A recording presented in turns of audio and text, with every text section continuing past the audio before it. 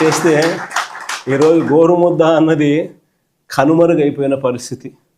8వ తరగతికి వచ్చేసరికి పిల్లల చేతుల్లో ట్యాబులు కనిపించేటివి.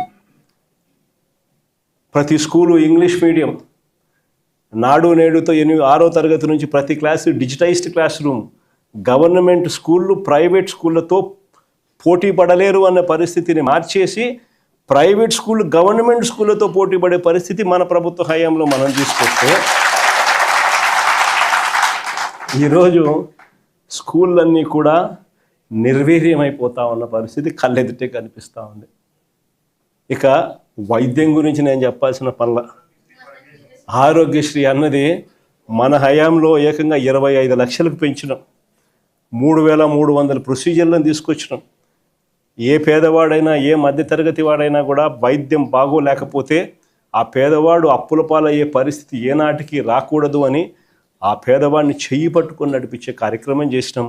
వైద్యం చేయించడమే కాకుండా వైద్యం అయిపోయిన తర్వాత రెస్ట్ తీసుకునే దానికోసం ఆరోగ్య ఆసరా అని చెప్పి నెలకు 5,000 రూపాయల డబ్బులు చేతిలో రివర్స్ పెట్టి పంపించేవాళ్ళం మన హయాంలో.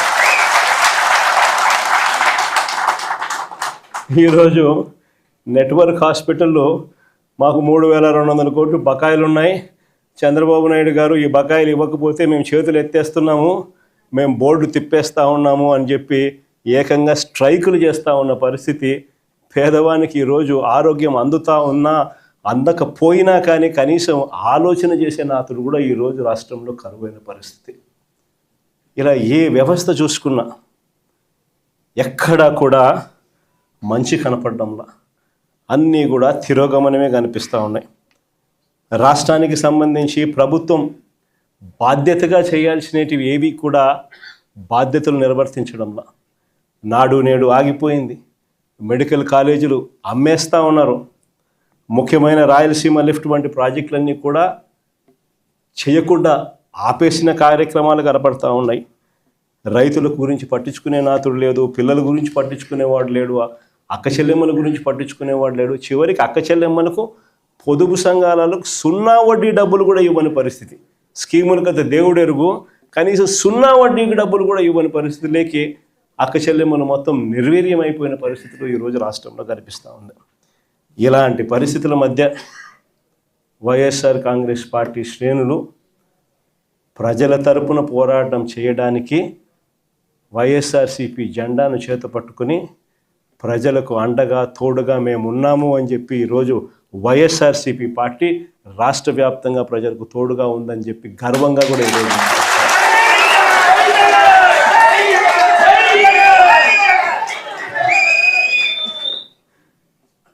ఇలాంటి పరిస్థితుల మధ్య చూస్తా కన్ను మూసుకొని కన్ను తెరిచేసరికి ఇక సగం టర్మ్ అయిపోయింది. 5 ఏళ్ల కాలంలో సగం టర్మ్ అయిపోయింది. ఇక మిగిలినది మరో సగం టర్మే.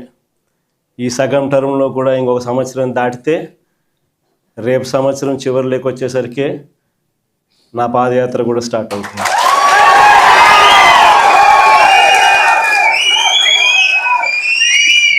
దాని తర్వాత 1.5 సంవత్సరం నేను కూడా రోడ్డు మీదనే ప్రజలతోనే ప్రతి నియోజకవర్గము తిరుగుతూ వస్తా.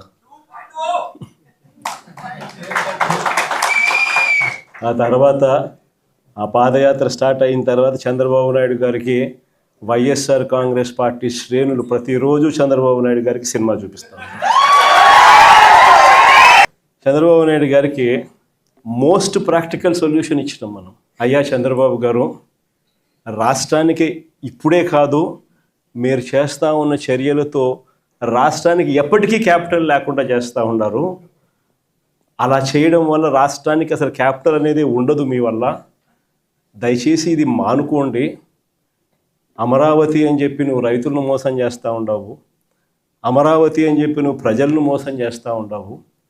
ఆ అమరావతిలో రోడ్లు వేయడానికే, కరెంట్ వేయడానికే, డ్రైనేజ్ వ్యవస్థ నెలకొల్పడానికే, నీళ్ళు ఇవ్వడానికే, ఇలాంటి బేసిక్ వసతులు కల్పించడం కోసమే నువ్వంతటి నువ్వే ఎకరాకు 2 కోట్లు ఖర్చు అవుతుంది అని చెప్పి నువ్వంతటి నువ్వే సెంట్రల్ గవర్నమెంట్కు డిపిఆర్లు ఇచ్చినావు, నువ్వంతకు నువ్వే బ్యాంకులకు డిపిఆర్లు ఇచ్చినావు.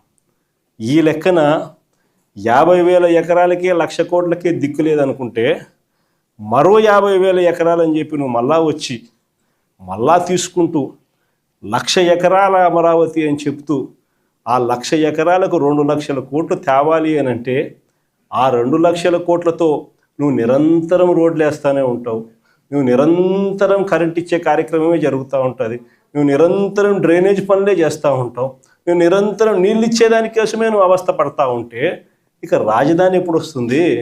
ఎన్ని దశాబ్దాలు పడుతుంది? ఇప్పటికే 12 ఏళ్ళు అయిపోయింది 2014 నుంచి ఇప్పటికే దిక్కు దివానం లేదు. ఇంకా ఎన్ని దశాబ్దాలు పడుతుందో తెలీదు. డబ్బంతా రోడ్లకే ఖర్చు అవుతుంది, డబ్బంతా రోడ్డు కరెంట్ వేయడానికి ఖర్చు అవుతుంది, డబ్బంతా డ్రైనేజీలు పెట్టడానికే ఖర్చు అవుతుంది. ఇంకా ఎన్ని దశాబ్దాలు పడుతుందో. ఆ దశాబ్దాల కాలంలో ఈ 2,00,000 కోట్ల విలువ పూర్తి చేయడానికి 4 లక్షలు అవుతుందో 10 లక్షల కోట్లు అవుతుందో.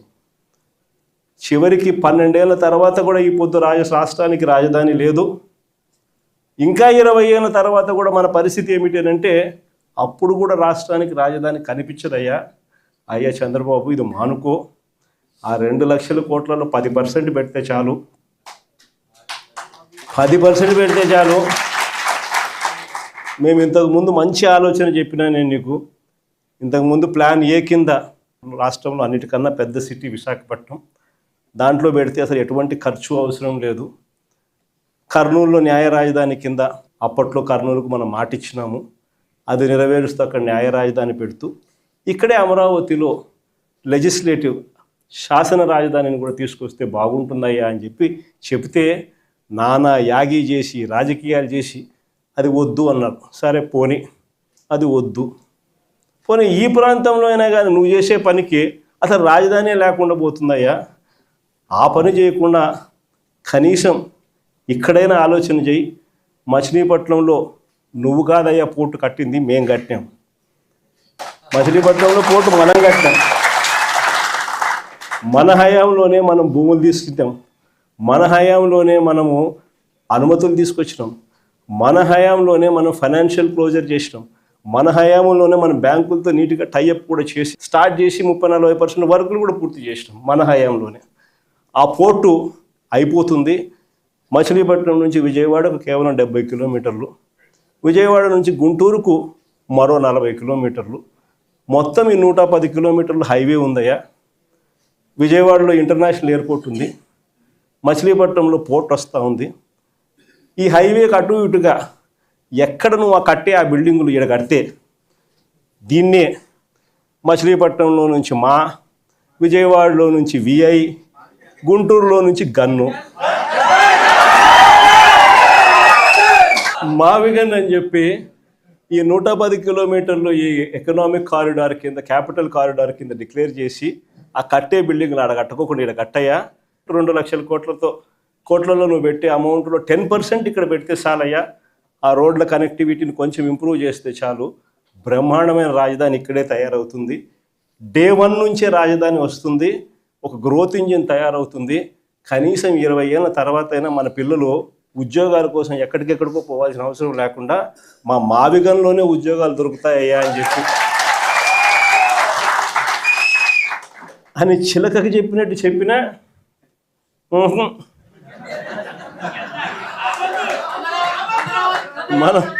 మనం ఎంత బాగా చెప్పినా కానీ, ఎంత లౌక్యంగా చెప్పినా కానీ ఆహా, ఎందుకు ఆహా, ఎందుకు వద్దు? కారణం ఆడ 2 లక్షల కోట్లు వర్కులు, మొబిలైజేషన్ అడ్వాన్స్ 10%, అందులో 8% తీసుకోవడం. సో ఈ ఆదాయాలు అనేటివి ఉండవు కదా మావిగన్ అంటే, కాబట్టి వద్దు.